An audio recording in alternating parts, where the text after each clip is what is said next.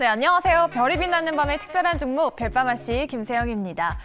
지난주 힘들었던 장이었는데 그 힘들었던 장을 뒤로 하고요. 이번 주에는 조금 더 힘내서 여러분들 수익 많이 내실 수 있도록 저희가 힘쓰도록 하겠습니다. 자, 오늘 화요일입니다. 화요일은요, MBN골드 황대현 매니저와 함께하겠습니다. 어서 오세요. 네, 안녕하세요. 매니저님, 웃고는 있지만 정말 힘이 듭니다. 왜 이렇게 시장이 어려운지. 지금 뭐 환율도 최고점 경신을 하고 외국인의 매도가 거세서 마음이 너무 아파요. 그렇죠. 이 마음은 좀 어떻게 치유해야 할까요? 저는 이제 그 시장의 어떤 그 우리가 주식의 역사를 보면 확장, 그러니까 상승이 있으면 수렴이 있거든요. 네. 그러니까 조정이 있다고 보는데 특히 이제 그 조정 시점에 어떻게 대응하냐가 가장 그 중요하다 이렇게 그쵸. 보거든요. 그래서 이게 이제 중요한 부분은 추세가 무너졌느냐. 그러니까 우리가 이제 어떤 경제라든가 이런 부분에서 실적이라든가 이런 부분이 하락 필미를 줬다면 그건 이제 매도를 해야 되겠죠. 그런데 그러지 않고 어떤 외부적인 일시적인 요인이 있다면 그것은 도리어 섹터를 잘 구분해서 타이밍을 갖다가 살펴보는 그리고 도리어 이제 실전 매매로 들어가는 이런 전략이 좀 필요하다라고 좀 말씀을 좀 드리겠습니다. 그러면은 외국인의 수급이 그냥 일시적인 요인이고 앞으로 좀 더 하락할 만한 큰 악재는 없다 이런 말씀이신가요? 우선 이제 이번에 그 주가를 하락하게 된 그 가장 우리나라의 근본적인 원인을 볼 때 메모리 쪽이었고요. 삼성전자에. 그것도 수급이 또 빠진 그렇죠. 거죠? 그 전에 제가 볼 때는 바로 환율이라고 봅니다. 그렇죠. 우리가 이제 그 환율이 그 상승하게 되면 외국인들은 가장 우려하는 게 환차손입니다. 네. 그래서 일시적인 그 매도를 좀 하고 있는데 오늘 이제 최근 지난주에 그 환율이 상당히 가파르게 올랐습니다. 그러면서 외국인들이 지난주에도 지난주 금요일 날도 2조 대 이상을 매도를 했습니다. 그러면서 상당히 이제 그 매도가 낙폭이 커졌던 부분인데 결국 그건 뭐냐면 외국인들이 이제 물량뛰기입니다. 바스켓 매매를 하기 때문에 메모리에 대한 삼성전자에 부담이 있다 하더라도 바스켓 매매로 일단 단기 매매 그 현재 그 가입자들이 외국인들이 매도를 하면서 특히 물량 큰 부분에 삼성전자나 SK하이닉스의 그 물량들이 많이 나왔다 저는 이렇게 봅니다. 그런데 환율 추이를 볼 때 물론 이제 추세적으로 테이퍼링 부분에서 유동성 축소가 되면은 환율은 추세적인 상승은 맞다고는 봅니다. 그러나 제가 판단하기에는 현재 추세적인 상승이 있지만은 요번에 이제 1조 달러의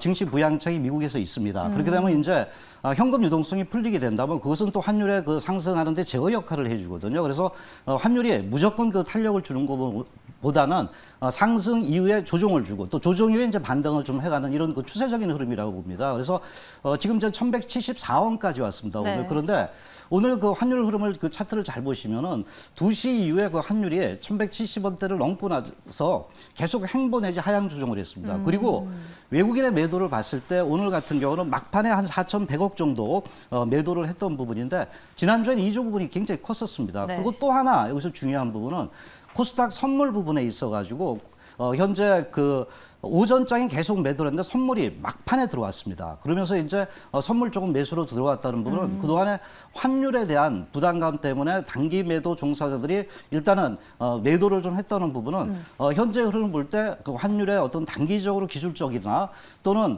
미국의 그 1조 원의 그 인프라 투자 부분에서 단기 상당 가능성도 높아진다 이렇게 봅니다. 그러면은 현재 주가가 그동안은 동반 하락이라는 부분이었지만은 네. 이제 그 선별적인 어떤 흐름의 그 변화가 나타날 수 있다 이렇게 좀 판단이 되거든요. 그리고 또 현재 그 미국에서 제가 9월 중순이라 그랬는데 1조 달러 외에 또 3조 5천억 달러도 있거든요. 그래서 이런 현금을 풀었을 때 인프라 투자 부분이라든가 이런 부분이 볼 때 선별적인 수혜 업종들의 그 상승이 예상된다고 봅니다. 그래서 지금 팩트는 환율입니다. 제가 볼 때. 그래서 환율 부분에 있어 가지고 상당히 환율이 올라가면은 외국인들의 매도 공식이 요새는 정확하게 맞습니다. 네. 그런데 환율이 좀 안정이 될 때는 외국인의 매도 공사가 줄어들면은 거기서 이제 중요한 섹터들 아니면 하방 경제에 써 있던 섹터들이라든가 도리어 이제 수출 관련주는 환율에 대해서 굉장히 긍정적이거든요. 그래서 그런 부분이 품고 있습니다. 그래서 그런 그 종목군들의 어떤 그 변화가 도리어 이제 기대될 수 있기 때문에 무조건 지금 현재 하락한다고 여기에 대해서 우리가 움츠리는 것보다는 도리어 이제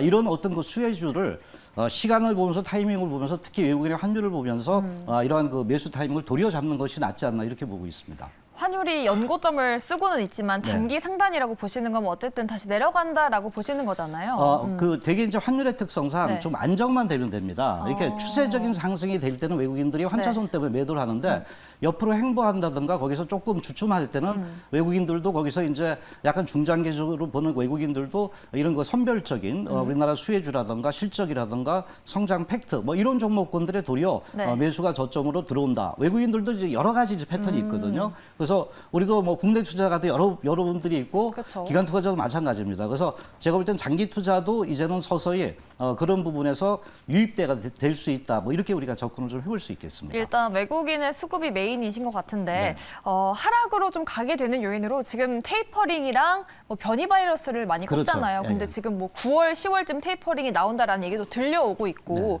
시장은 테이퍼링을 해도 꺾이지 않을까라는 우려가 있는데 어떻게 보세요?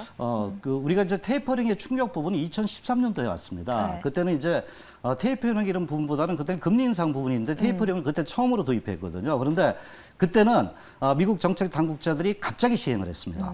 갑자기 이제 경기가 좋아지니까 시행했던 부분에서 한 달 정도 주가가 빠졌다가 다시 올라갔거든요. 그런데 지금은 이제 아시다시피 이번 연준이나 이런 부분에서 보면 굉장히 오픈을 시키고 있습니다. 그래서 우리가 그 알려진 악재는 그렇게 그 주가에 크게 반영이 되지 않는다 이렇게 보고 테이퍼링의 그 후면을 볼 때 테이퍼링은 두 가지입니다. 하나는 미국이 이제 가장 중요한 게 물가하고 바로 고용 지표인데 물가 지표가 이제 그 높아지지만 최근에 그 차량용 반도체가 그 상당히 그 많이 그 도매 물가 지수에 반영이 됐는데 그 차량용 이런 그 중고차 부분이 이제 내려가고 있습니다. 그래서 제가 볼 때는 도매 물가 지수도 어느 정도 안정이 될 수 있고 또한 이 고용 지표가 좋아지기 때문에 상당히 이제 긍정적이라는 부분이 있습니다. 그런데 이제 뭐냐면 결국 그 미국 시장에는 테이퍼링 이후의 주가를 봐야 됩니다. 우리가 제일 중요한 부분인데 그것은 이런 그 유동성 축소를 한다는 부분은 결국은 경기가 좋아지기 때문에 그런 완급을 조절하는 과정이고 오픈된 악재이기 때문에 바로 13년도에 그 아픈 추억은 있지만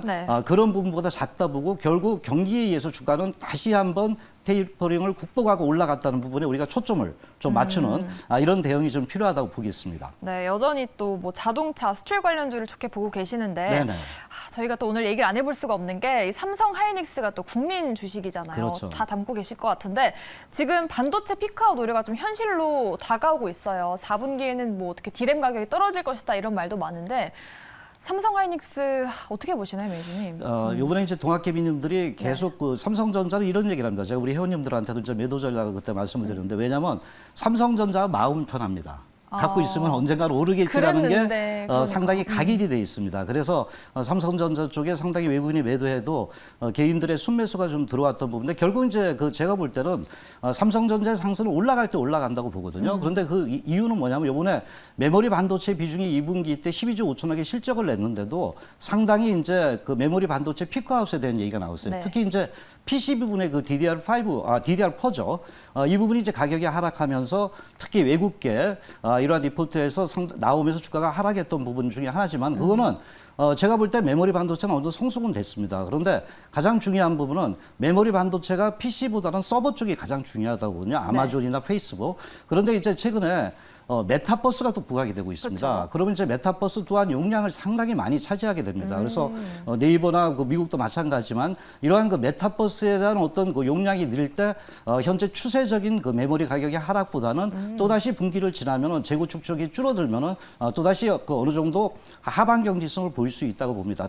가장 중요한 것은 삼성전자가 저는 투자라고 봅니다. 경쟁력이라고 보는데 TSMC 부분에서 이번에 삼성전자가 주춤하는 동안 설비 투자를 많이 했습니다. 미국도 그렇고 일본도 그렇고. 그런데 이재용 부회장이 이번에 나오게 됐잖아요. 네. 그러면 우리가 볼 때 경쟁력을 차지하려면 결국은 투자입니다. 그래서 미국에서 파운드리 부분에도 한 20조 원, 삼성 SDI 부분에 투자를 하게 됩니다. 그래서 이런 투자가 될 때 지금 이제 PER 개념이전 PDR, 그러니까 드림이 있게 된다면 주가는 성장률은 반등한다고 보거든요. 그래서 지금 현재의 흐름을 볼 때 삼성전자도 추세적인 하락보다는 일시적인 외부 충격이고 환율에 의한 하락이 많다 봅니다. 그래서 중기적인 추세를 본다면 삼성전자 역시 우리나라를 이끌어가는 수출 관련주이기 때문에 현재 이런 그 비메모리 쪽의 성장성이 부각될 때는 주가의 그 탄력도 상당히 이어질 수 있다고 보고 다만 이제 찬바람이 좀 불어야 되고 두 번째는 이재용 부장이 그 투자 부분이고 또 하나가 이제 구조조정입니다. 사업적인 구조조정. 왜냐하면 LG화학이나 SK 같은 경우는 다들 물적 분할했습니다. 그래서 경쟁력을 강하기 위해서는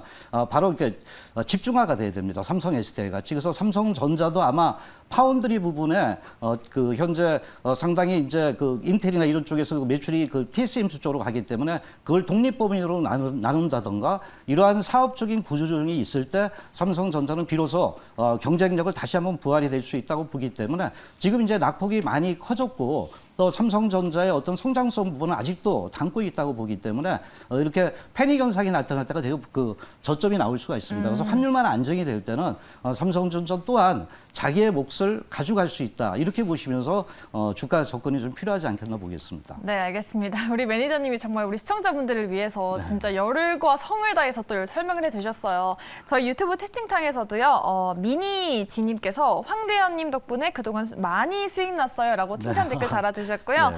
또 고트리님께서도 황대현 매니저님 진짜 좋은 종목 많이 주심 이렇게 댓글 달아주셨어요. 이런 힘든 장에서도 또 여러분들이 칭찬 많이 해주시니까 우리도 좀 더 힘내서 화이팅 해보도록 합시다, 매니저님. 예, 뭐 화이팅. 제가 항상 이런 얘기를 합니다. 네. 주가는 불안할 때 저점을 만듭니다. 네. 그리고 지금 저점인가요, 그러면? 뭐 그 약간 차이는 있다 네. 하더라도 환율을 보면서 해야 되겠지만 그리고 환희 속에 주가가 사라집니다. 그래서 이럴 때일수록 주가에 대한 어떤 저점을 잡고 특히 제가 볼 때는 손을 놓지 말고 실적 장세니까 유동성 장세는 종목이 많으면 돼요. 네. 그런데 실적 장세는 선택과 집중이 필요한 부분이거든요. 그래서 그런 부분에서 어떤 향후 섹터 예를 들면 수출 관련주나 이런 부분에서 네. 접근을 하고 포트를 재조정하는 이런 그 전략으로 접근하시면 이번 장에도 다시 한번 슬기롭게 우리가 대응할 수 있지 않나 이렇게 좀 말씀을 좀 드리겠습니다. 네, 좋습니다. 오늘 되게 좋은 말씀 많이 해주시네요, 매니저님. 그럼 오늘 또 어떤 특종을 눈여겨보고 있는지가 궁금한데 시장을 이길 만한 종목 어떤 게 있는지 오늘의 첫 번째 특종 한번 열어보겠습니다. 키워드로 열어보도록 할게요. 네, 첫 번째 특종 열어주시죠. 네, 실적 호전과 자회사입니다. 역시나 또 실적 시즌인 만큼 실적이 좋아지는 종목을 가져오셨는데 거기에다가 자회사 포인트까지 있다고 합니다. 네. 어떤 종목일지 지금 바로 열어보겠습니다. 네, 첫 번째 특종입니다. 코인테크입니다. 테크 하니까 뭔가 기술, 반도체, IT 쪽인 것 같은데 맞나요, 매니저님? 예, 저도 아직까지 성장 부분에 초점을 네. 두고 있습니다. 저는 지금의 시장을 이끌어가고 있는 건 실적 플러스 성장 플러스 바로 팩트라고 봅니다. 그래서 팩트요? 예, 이 종목이 어떤 네. 주가로 올라갈 수 있는 이슈가 있느냐가 이제 가장 중요한 부분이다 하는데 첫 번째 많이 안 올랐습니다. 네. 두 번째 좋네요. 그 이 종목에 대해서 이제 말씀을 드리면 크게 말씀드리면은 장비 업종이었습니다. 그래서 이번에 그 2차 전지 장비 업종들은 그렇게 주가가 탄력을 주지 못했는데 소재 업종들이 많이 이번에 갔죠. 아주 많이 갔잖아요. 근데 아까 그 자회사 부분을 얘기를 했는데 네. 좀 이따 말씀드리겠지만 자회사 부분에서 현재 장비 플러스 알파가 바로 소재 산업이 좀 그 현재 인수를 하면서 부각이 된다 이렇게 보는데 일단 그 코인테크에 대해서 전체적인 흐름을 좀 말씀을 드리면 네. 2차 전지뿐만 아니라 그 이 기업은 보면은 반도체, 디스플레이 모든 전 산업 분야에 바로 이제 그 공정 자동화 시스템입니다. 어떻게 보면 이제 스마트 팩토리를 우리가 연상을 네. 할 수 있는데 그만큼 이제 최근에 들어와서 인건비나 이런 부분 때문에 공정 자동화 부분이 그 대기업 쪽에서 상당히 좀 부각이 된다고 보는데 여기서 이제 제가 이제 주목을 했던 부분이 아까 뭐 스마트 팩토리 부분도 이제 일반론적인 부분이다 이렇게 보는데 2차 전지 부분입니다. 네. 2차 전지 장비 부분에 있어가지고 이 기업이 가장 크게 좀 부각될 수 있는 부분은 세계 최초로 바로 이제 공장 자동화 시스템 부분을 갖다가 구축을 했다는 겁니다. 그런데 이것도 풀 자동화입니다. 네. 그럼 이제 풀 자동화는 뭐냐면 우리가 턴킨 방식을 생각할 수 있습니다. 바로 전 공정에서 후공정까지 모든 것을 갖다 한꺼번에 해주는 건데 이게 왜 그 턴킨 방식이 요새 중요해지냐면은 네. 과거보다는 대기업들이 상당히 이제 부분별 이렇게 그 수주를 해가지고 조립을 하게 되면 비용이 많이 듭니다. 그래서 턴킨 방식 부분은 과거보다는 상당히 한꺼번에 해서 주기 때문에 이러한 그 비용 부분이 좋고 또 현재 어떤 그 수량을 갖다가 이렇게 만드는 데 있어가지고 굉장히 용이하다는 겁니다. 그래서 지금 전 세계적으로 이런 턴킨 방식이 2차 전지 부분에서 계속 부각이 되고 있다고 네. 볼 수 있겠고 네. 또 하나가 이제 이 기업이 이제 그 실질적으로 유럽 쪽에 이제 그 상당히 그 폴란드나 헝가리 쪽에 이제 우리 2차 전지가 많잖아요. 그쪽에 매출이 일어나고 우리나라는 물론 그 폴란드, 헝가리 또는 이제 중국까지도 매출이 실질적으로 이런 통계 방식이 이루어지고 있다는 것을 우리가 주목하면서 이 종목을 볼 필요가 있다고 봅니다. 네, 알겠습니다. 첫 번째 투자 포인트 알아보셨습니다. 네. 코인테크 2차 전지 쪽으로 볼 수 있는 거잖아요. 네네. 오늘 좀 하락이 컸는데 2차 전지 관련주들 그동안 또 실적이 제일 핫했죠. 주가도 제일 날아다녔고요. 네. 코인테크도 당연히 또 실적이 잘 나왔겠죠.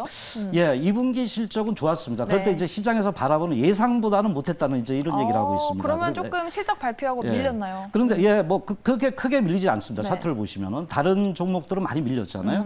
그런데 이제 2분기 실적이 하락한 그 축소된 원인이 뭐냐 볼 때 바로 일시적인 비용입니다. 그 성과급 부분에서 그 들어갔고 또 그 이런 그 투자 부분에서 돈이 들어갔기 때문에 이것에서 이제 일시적인 부분이고 실질적으로 영업이익 부분을 갖다가 이제 토탈 개념으로 봤을 때는 그래도 선전했다는 부분이 이제 부각이 되고 있거든요. 네. 그래서 특히 이제 이 기업이 어느 쪽에서 이제 실적이 좋아졌냐 볼 때 2차 전지 설비 투자 부분입니다. 그래서 아까 통계 방식 부분인데 거기서 이제 그 2분기 실적이 한 140% 정도 늘어났거든요. 그러면 가장 이제 이 종목을 볼 때 우리가 스마트 팩토리로 봐야 되냐 2차 전지를 볼 때 거기서 이제 성장성이나 실적이 부각된다면 그것은 시장에 주목을 받을 수 있는 가장 핵심적인 흐름이라고 이제 우리가 접근해 볼 수 있겠고요. 네. 현재 그 흐름을 볼 때 그래서 2분기 실적을 볼 때 3분기 실적도 상당히 긍정적으로 좀 부각될 수 있다라고 볼 수 있습니다. 네, 그렇죠. 지금 잘 나오는 것도 중요한데 또 앞으로의 성장성이 또 더 중요하잖아요. 그리고 앞서서 저희가 투자 포인트 중에서 하나가 자회사였는데 네. 자회사 실적도 좀 주가에 반영이 되고 있나요? 제가 주목하는 부분입니다. 아, 자회사가 아까 제 소재 산업이라고 그랬어요. 원래 장비 업종이 이번에는 못 떴어요, 별로. 근데 소재 산업의 그 자회사가 탑 머티리얼주인데 네. 현재 그 상당히 이 소재 산업 부분에서 매출 부분이 늘어나고 있다는 얘기를 듣고 있습니다. 그래서 이게 2분기 때 실적에도 좀 보탬이 됐어요. 왜냐하면 이게 3월 달에 인수를 했거든요. 그래서 이런 부분이 그 동기업에 대한 어떤 기대가 높겠고요. 그래서 이제 3분기 부분에 이제 매출을 제가 이렇게 보니까 네. 예측치지만은 300억대 이상이 나옵니다. 그러면 이제 이게 몇백 프로 이상 늘어나거든요. 그래서 매출과 영업이익이 같이 늘어나는 기업들은 실적에 대한 상당히 긍정적이다 이렇게 볼 수 있습니다. 그래서 제가 볼 때는 이런 장비 업종과 더불어서 바로 이제 그 소재 산업을 같이 곁들이고 턴캠 방식에 있는 부분이 하나의 이 회사의 강점이다라고 이제 우리가 접근해보고 좀 이따 이제 차트 흐름을 보겠지만은 네. 주가가 많이 반영 안 됐다는 부분을 또 말씀을 좀 드리겠습니다. 네, 알겠습니다. 이제 좀 장비단으로 좀 매기가 쏠리고 있는 것 같은데 네. 2차 전지 확실히 많이 올라간 종목들이 또 오늘 많이 빠졌잖아요. 네네. 근데 코인테크는 정말 못 가서 그런지 네. 오늘 2%대로 좀 견조하게 버텨줬습니다. 그러면 또 앞으로 더 올라갈 일만 남았겠죠? 예, 뭐 차트 흐름을 보면서 말씀을 좀 드리도록 하겠습니다. 네.